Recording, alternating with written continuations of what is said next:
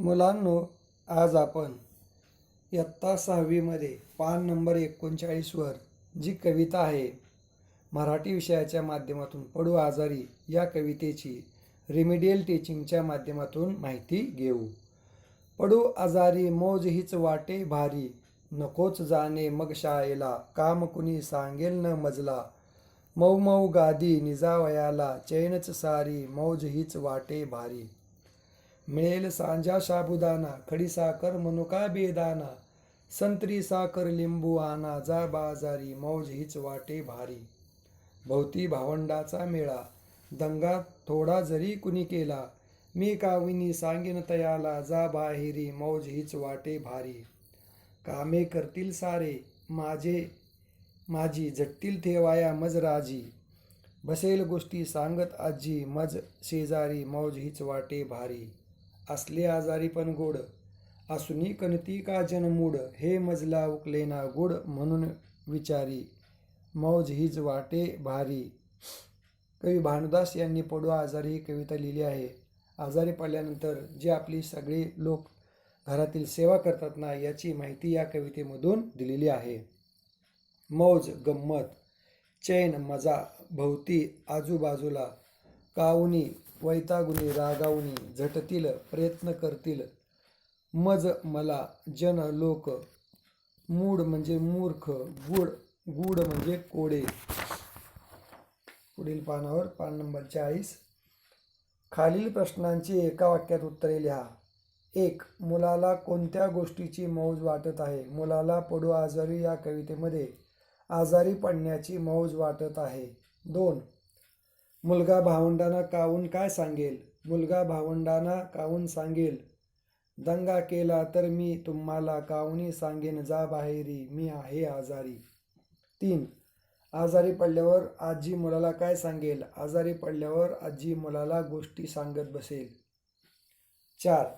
मुलाला कोणते गुड उकलेनासे झाले आहे? मुलाला आजारी पडल्यानंतर लोक एवढी सेवा करतात, मग का करत बसतात सगळे, हे मला कळेनासे झाले.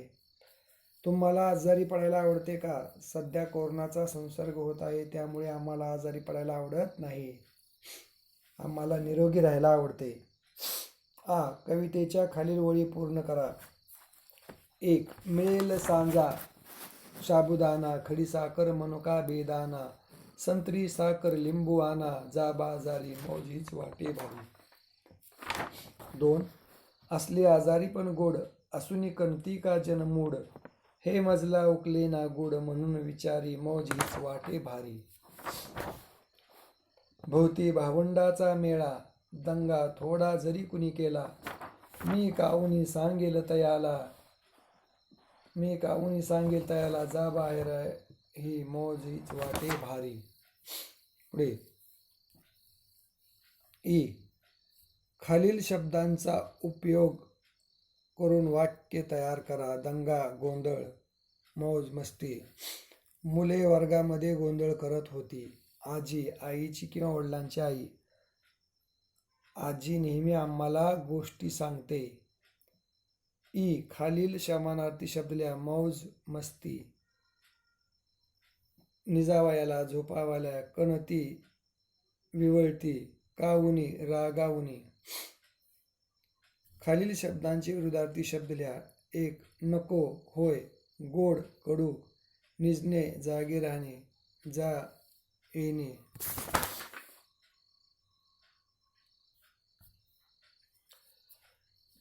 कंसातील योग्य विशेषण वापरून वाक्य पूर्ण करा. मऊ, गोड, मुसळधार, गाढ. 1. आजीने मला गोड खडीसाखर दिली. 2. बाळ किती गाढ झोपले आहे. 3. माझ्या मांजरीला मऊ गवतावर लोळायला आवडते.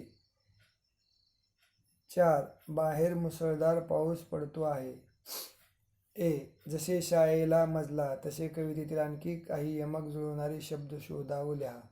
1. साबुदाणा बेदाणा, माझी राजी, केला तयाला, आजी माझी.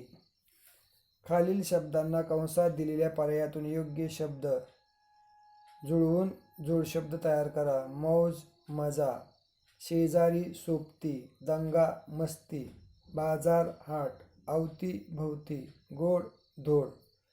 अशा तऱ्हेने आज आपण रेमेडियल टीचिंगच्या माध्यमातून पडू आजारी या कवितेची माहिती घेतली. पुढील पाठाची माहिती घेऊ. धन्यवाद. या ठिकाणी थांबूयात आपण.